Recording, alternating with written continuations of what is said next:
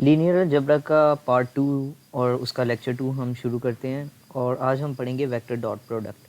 ये थोड़ा सा टॉपिक आप लोगों को शायद समझ ना आए, लेकिन अगर आप गौर करें तो ये बहुत ज़्यादा लीनियर अलजेब्रा से रिलेटेड है। आप लोगों ने ये पहले भी पढ़ा है। अच्छा, आप लोगों को याद होगा, आपने फ़िज़िक्स में छोटी क्लासेस में फ़िज़िक्स में या छोटी क्लासेस में या फ़िज़िक्स में बेसिक फ़िज़िक्स ज़्यादा अच्छा लगेगा। बेसिक फ़िज़िक्स में आप लोगों ने कॉन्सेप्ट पढ़ा था, वो है हमारे पास मैग्नीट्यूड और डायरेक्शन का। मैग्नीट्यूड मैग्नीट्यूड प्लस डायरेक्शन, तो ये हमारे पास बनता है वेक्टर। तो वेक्टर हमें पता है कि मैग्नीट्यूड और डायरेक्शन है। अगर हम इस चीज़ को देखें, मैग्नीट्यूड और डायरेक्शन है, तो वेक्टर एक फ़र्ज़ करें हमारे पास मैग्नीट्यूड इतना है और उसकी डायरेक्शन इस तरफ है, तो ये एक वेक्टर बन गया, एक कंपोनेंट है वेक्टर का। तो हमें पता है कि वेक्टर्स को हमने फिज़िक्स में डिस्कस किया था, लेकिन एक चीज़ आप लोगों को शायद नहीं पता, उसको देखते हैं कि वो ये है कि हमारे पास जो वेक्टर की नोटेशन है उसको हम थोड़ा सा डिटेल में देखते हैं, यानी कि ओवरव्यू दूंगा आप लोगों को। तो वेक्टर की नोटेशन हमें पता है। फ़र्ज़ करें मेरे पास यहाँ पे एक ए वेक्टर है, छोटी क्लासेस के हिसाब से देखते हैं। ये आई उसका कंपोनेंट है, प्लस 1j प्लस 2k उसके कंपोनेंट्स हैं। ठीक है, तो ये हमारे पास इंफॉर्मेशन आ गई है वेक्टर्स की। वो उसमें ए जो वेक्टर है उसके कंपोनेंट्स हैं, यानी कि ये एक्स हो गया, वाई और जी, ये हमारे पास कंपोनेंट्स हैं। और अगर हम गौर से देखें तो वेक्टर्स जो हैं, मैंने बताया था कि हम इनको ट्यूपल्स की फॉर्म में भी लिख सकते हैं। अगर आप गौर करें तो मुझे पता है ऑलरेडी, अगर सबकॉन्शियसली भी मैं देखूं तो यहाँ पे मेरे पास एक्स है, ये वाई कंपोनेंट है मेरे पास, और ये जी कंपोनेंट है। मुझे इसमें आई जे के लगाने की ज़रूरत नहीं पड़ रही। तो अगर गौर करें तो लीनियर अलजेब्रा में भी हम इसको, इस पूरी जो नोटेशन है, यानी कि डॉट नोटेशन जो मैं यहाँ पे लिखता हूँ, वेक्टर नोटेशन, यहाँ पे आप लोगों को बता दूँ कि ये जो है ये वेक्टर नोटेशन है। अगर तो ये वेक्टर नोटेशन है तो जो पिछला लेक्चर मैंने बताया एन ट्यूपल्स का, वो कैसे इससे रिलेटेड है, एन ट्यूपल्स और वेक्टर नोटेशन कैसे रिलेटेड है। अब अगर आप गौर करें, मुझे पता है कि आई का कंपोनेंट जो है वो एक्स है, और जे का कंपोनेंट वाई है, और के का कंपोनेंट वाई है, यानी कि दोनों एक्स वाई जी के कंपोनेंट्स हैं।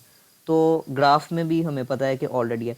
तो अगर मैं देखूं तो मेरे पास यहाँ पे वेक्टर्स और जो हमारे पास एन ट्यूपल्स हैं वो सेम बनते हैं। अब अगर देखें तो मैं इसका जो ए है, इसको मैं ऐसे भी तो लिख सकता हूँ ना, 3 1 और x.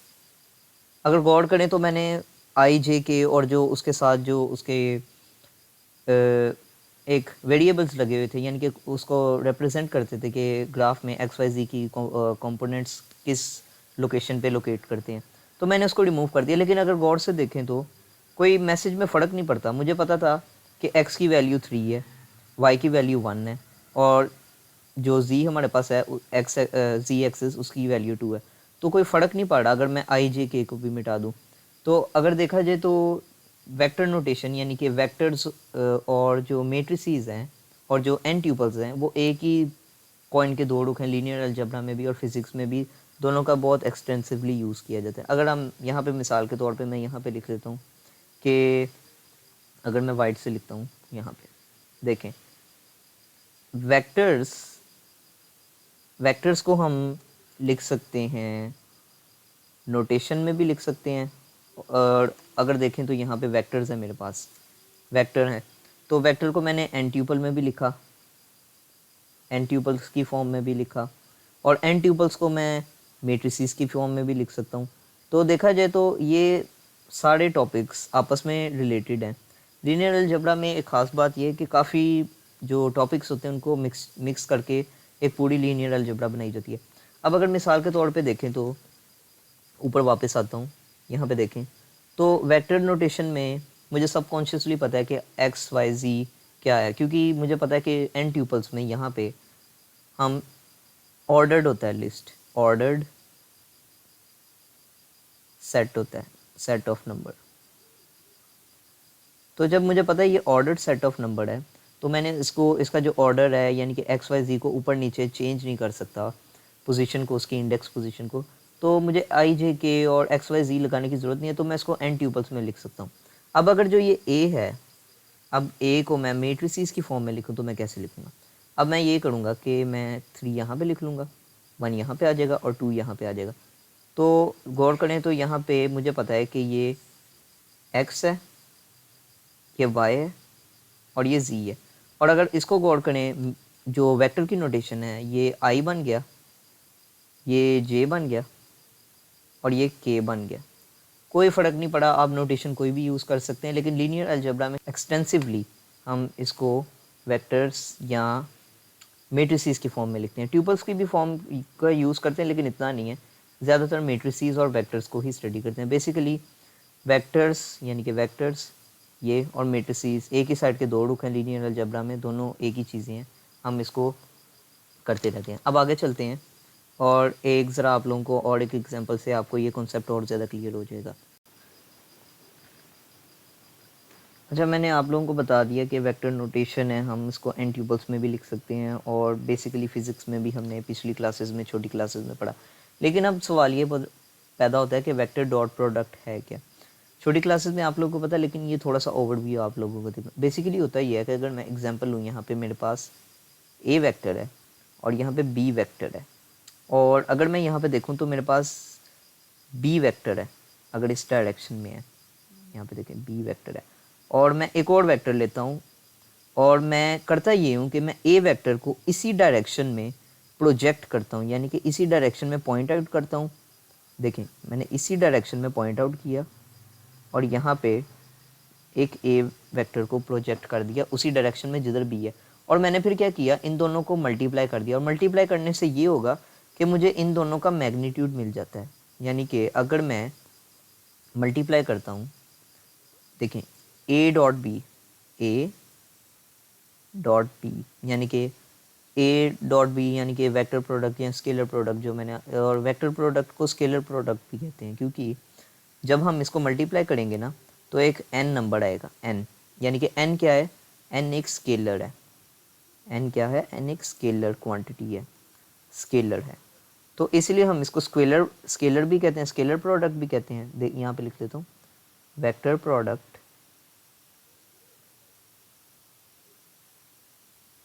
is also called scalar product। Basically दोनों सेम चीज़ें हैं। अगर आप गौर करें तो मैंने क्या किया है, मैंने ए वेक्टर को बी वेक्टर की डायरेक्शन में पॉइंट आउट किया और बाद में मैंने उसको मल्टीप्लाई कर दिया। यहाँ पे अगर गौर करें, मैंने ए लिया, कलर चेंज करते हैं, ए को मैंने पॉइंट आउट कर दिया है बी की डायरेक्शन में, और फिर मैंने बेसिकली उनको मल्टीप्लाई कर दिया। तो ये बेसिकली वेक्टर डॉट प्रोडक्ट है। मैं इसी तरह ही आप लोगों को समझा सकता हूँ, क्योंकि ये चीज़ें थोड़ी थ्योरेटिकल हैं और ग्राफ में अगर आप देखें तो इस तरह आप लोगों को चीज़ें ज़्यादा समझ आएंगी। अब आगे चलते हैं, क्विक प्रॉब्लम सॉल्व करते हैं, इससे आप लोगों को और आइडिया होगा कि एन ट्यूपल्स और वेक्टर्स और मेट्रिसेस आपस में एक ही चीज़ें हैं, बस हम उसको डिफरेंट पॉइंट ऑफ व्यू से देखते हैं और डिफरेंट नोटेशंस हैं और कुछ भी नहीं है, बाकी उतना मतलब सेम रहता है इन दी एंड। अब हमारे पास यहाँ पे वेक्टर्स दो लिखे हुए हैं, अगर गौर करें तो यहाँ पे मेरे पास वेक्टर ए है और वेक्टर बी है। तो वेक्टर ए हमारे पास ये है 3i 1j 2k, 2i 2j 2k। और अगर मैं आप लोगों को दोबारा बता दूं लेक्चर चलते चलते ही कि ये x है, ये y है और ये z है, और ये भी x है और ये भी y है और ये भी z है। तो आप लोगों को बताने की ज़रूरत नहीं है, क्योंकि हमें सबकॉन्शियसली पता है, मैंने आप लोगों को बता दिया कि एन ट्यूपल्स में भी लिख सकते हैं। अब उसने मुझे पूछा है कि ए डॉट बी यानी कि मुझे फाइंड करना है स्केलर प्रोडक्ट या डॉट प्रोडक्ट, जो भी आप whatever you want to call, एक ही चीज़ है। तो देखते हैं कि हम क्या करते हैं। अगर मैं वेक्टर नोटेशन के हिसाब से देखूँ तो मैं करता हूँ यहाँ पे वेक्टर नोटेशन, वेक्टर नोटेशन के हिसाब से देखता हूँ। तो वेक्टर नोटेशन में हमारे पास पहली वैल्यूज़ लिखी हैं, तो मैं क्या करूँगा, इसका डॉट प्रोडक्ट निकालता हूँ, ए डॉट बी।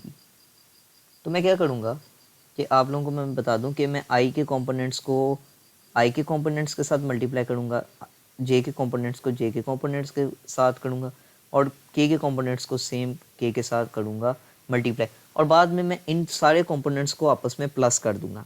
एक चीज़ आप लोगों को बता दूँ, काफ़ी सारे लोग बुक्स में कुछ इस तरह लिखते हैं कि देखें 3 को मैंने मल्टीप्लाई किया 2 के साथ, और इसकी जो वेक्टर के हिसाब से देखें तो मैंने इसके साथ ये लिखना है, ठीक है। और मैंने इसको प्लस किया 1 को 1 के साथ प्लस किया, और मैंने मल्टीप्लाई किया 2 के साथ, क्योंकि वहाँ पे उसका बी का जो कंपोनेंट है वो ये। अब मैं इसके ऊपर बार्स भी लगा रहा हूँ ताकि आप लोगों को पता चलता रहे कि ये वेक्टर्स हैं।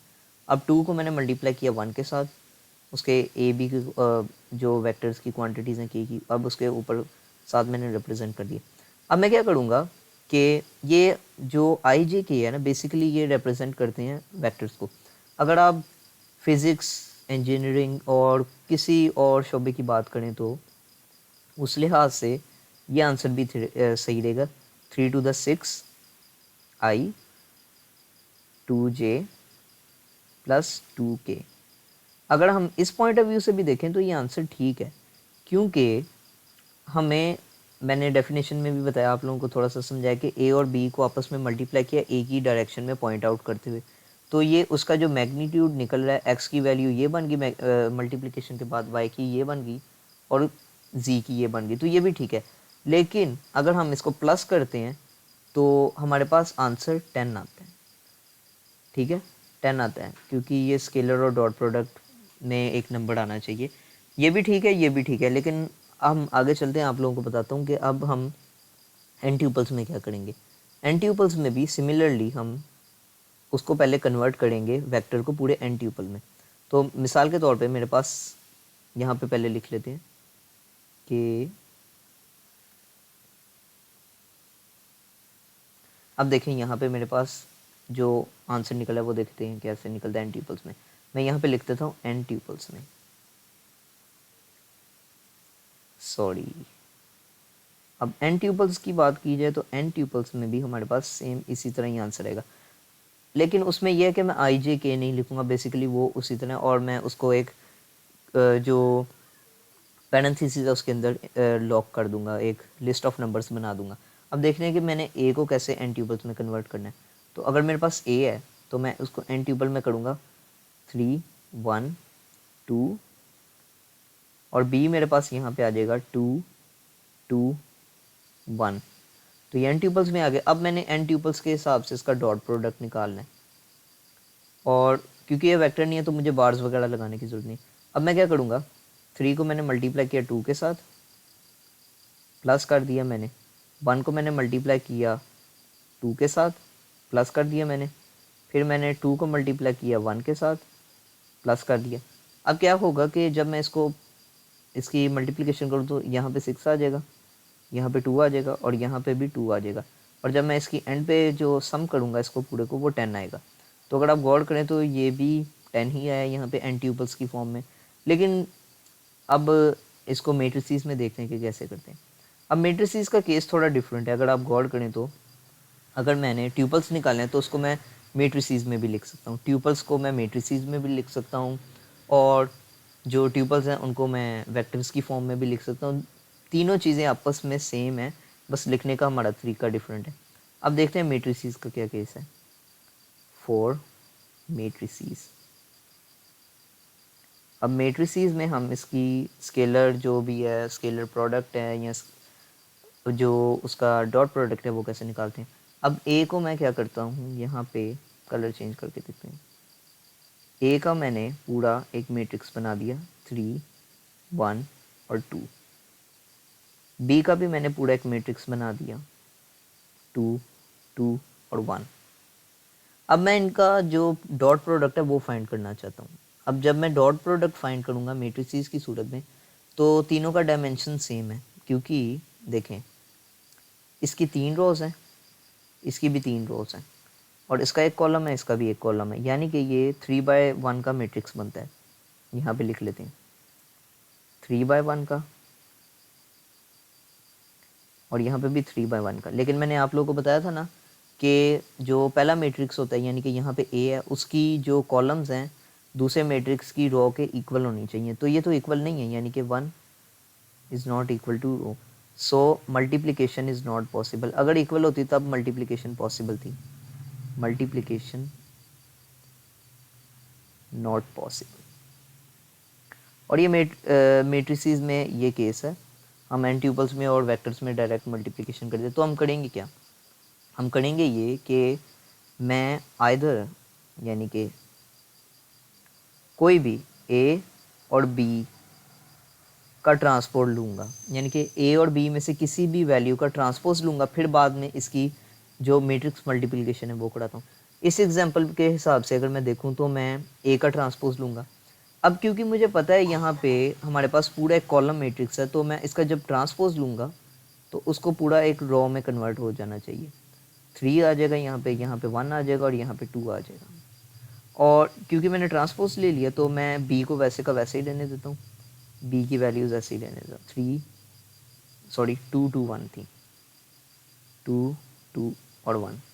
अब जब मैं इसका डायमेंशन देखता हूँ, कैलकुलेट करता हूँ, तो यहाँ पे देखें, गौर करें, तो मेरे पास एक रो है और 3 कॉलम है, यानी कि ये 1/3 बन गया, 1/3 बन गया, और ऊपर का मुझे पता है कि 3/1 है।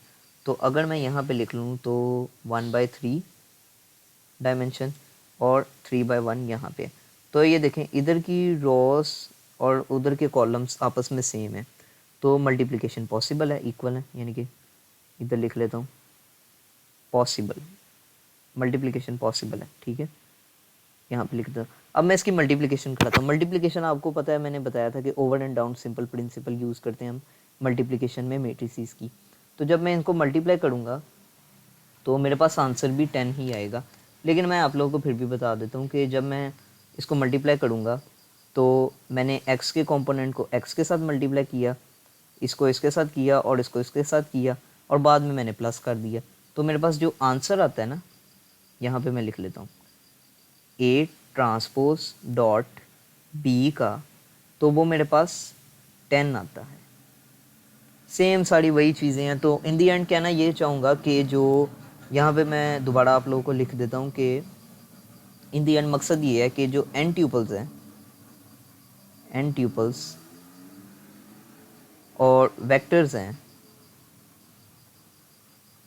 और जो हमारे पास मैट्रिसेस हैं, ये बस लिखने के तरीके हैं, मतलब इन सब का सेम है।